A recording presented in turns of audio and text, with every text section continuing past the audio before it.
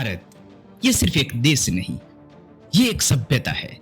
और इस सभ्यता की मिट्टी में सिर्फ इतिहास नहीं, संपदा भी बसी हुई है। दुनिया ने भारत को सदियों तक सोने की चिड़िया कहा, लेकिन एक सवाल आज भी हवा में तैरता है। आखिर भारत को सोने की चिड़िया क्यों कहा गया? क्या वास्तव में भारत सोने से भरा हुआ था, या ये सिर्फ गौरव गान, सिर्फ एक कहानी, सिर्फ एक मिथक था? नहीं, यह मिथक नहीं था, यह सत्य था। इतना बड़ा सत्य कि दुनिया ने इसे छुपा दिया। आज आप जो कहानी सुनने जा रहे हैं, यह कहानी सिर्फ सोने की नहीं, यह कहानी मानव सभ्यता की लालसा, संघर्ष, समृद्धि और विनाश की कहानी है।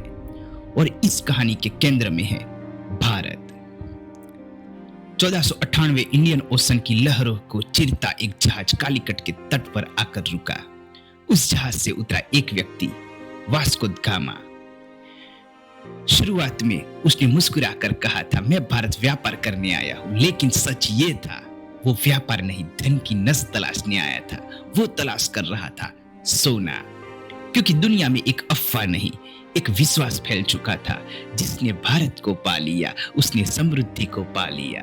वास्को द गामा को लगता था कि वो भारत को खोजने आया है, पर सच्चाई तो ये थी, भारत उसकी नियति बनकर उसे खींच लाया था। सोना, किसी ने सही कहा है, सोना धन नहीं, दुनिया की सबसे खतरनाक लत है। सोने ने ही राज्यों को जन्म दिया, सोने ने ही साम्राज्य बनाए, और सोना ही वो कारण था जिसने सभ्यताओं को मिटाया। सोना इतना कीमती क्यों है? क्या सिर्फ इसलिए कि यह चमकता है, या इसलिए कि उसकी कीमत बढ़ती है? नहीं, बिल्कुल नहीं। सच इससे कहीं गहरा है, और इस गहराई ने सोने को सिर्फ धातु नहीं, शक्ति का प्रतीक बनाया। आग लोहे को जला देती है, समय चांदी को काला कर देता है, हवा तांबे को हरा कर देती है, लेकिन सोना अनंत है। वो न जंग खाता है, न नष्ट होता है। यही कारण है दुनिया की हर सभ्यता ने कहा, जो नष्ट न हो वही दिव्य है। बहुत लोग मानते हैं कि सोना सबसे पहले आभूषण बना। सच यह है, पहले वह देवत्व का प्रतीक बना। मंदिरों में, यज्ञों में, आस्था में सोना था। सोना वस्तु नहीं था, विश्वास था। अब सवाल उठता है, इस सोने की कहानी में भारत कहां है? जवाब स्पष्ट है। सोने की असली कहानी भारत से शुरू होती है। इतिहास ने आधा सच बताया, पूरा सच छुपा लिया। पुरातत्वविद बताते हैं, सोने का सबसे पुराना प्रयोग मेसोपोटामिया या मिस्र में नहीं, भारत में हुआ। सिंधु सरस्वती सभ्यता में सोने की मूर्तियां, हार, ताबीज, प्रतीक मिले हैं 5000 साल पुराने। इतिहास ने लिखा, Egypt the land of gold. पर सच्चाई ये है, भारत सोने की सभ्यता का जनक था, क्योंकि भारत सिर्फ सोना पहनता नहीं था, सोना रचता था।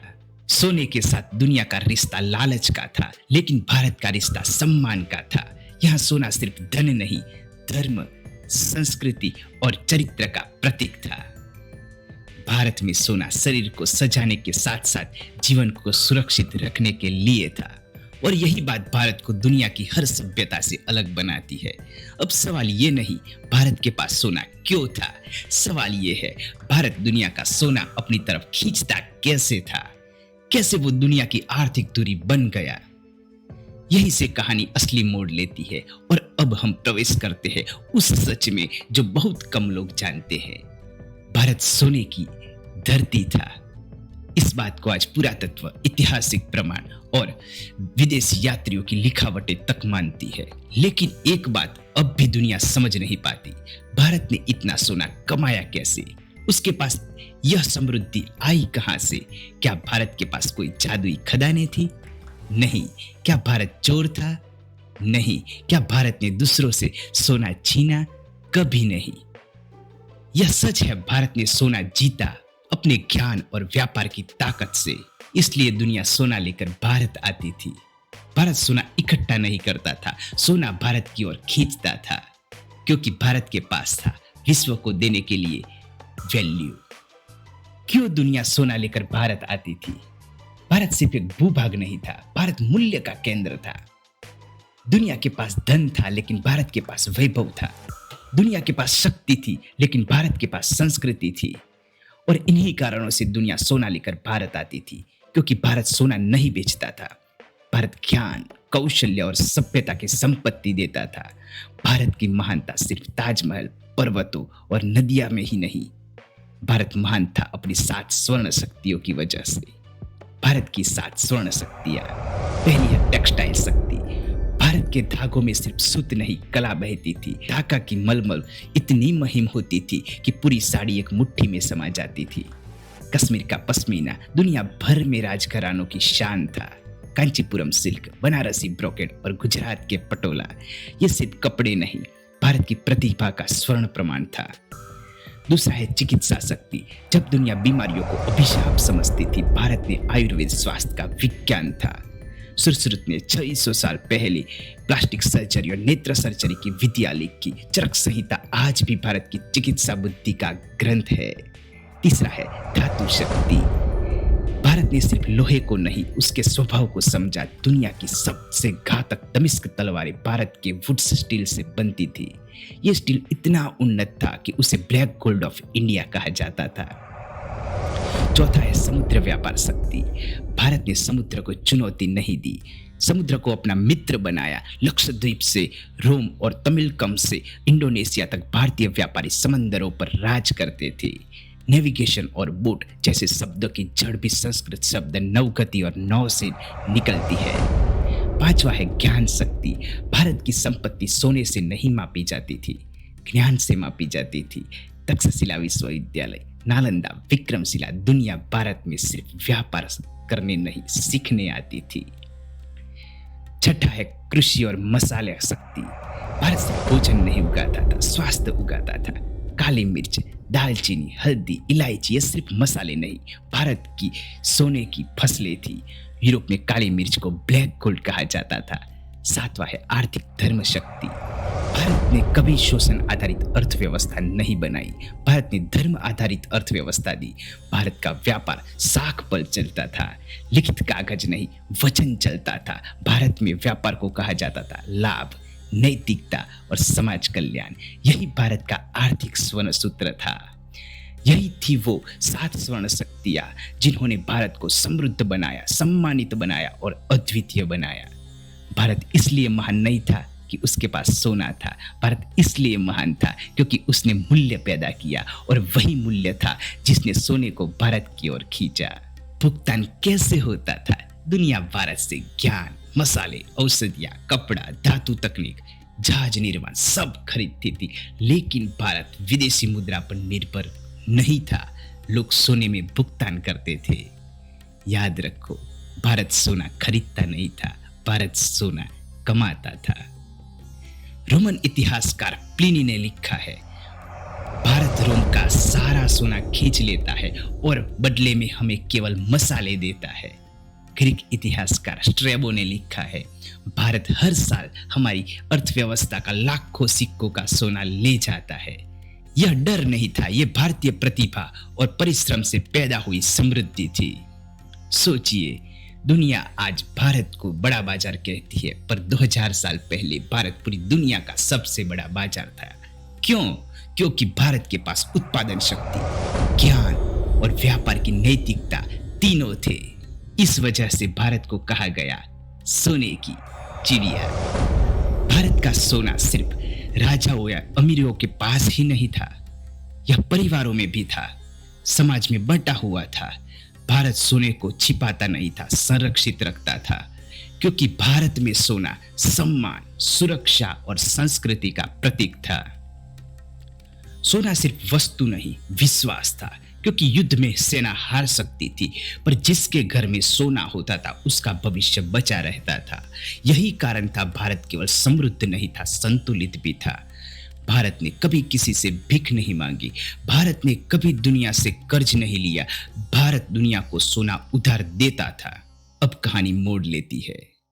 अगर भारत इतना समृद्ध था तो फिर गिरावट आई कैसे?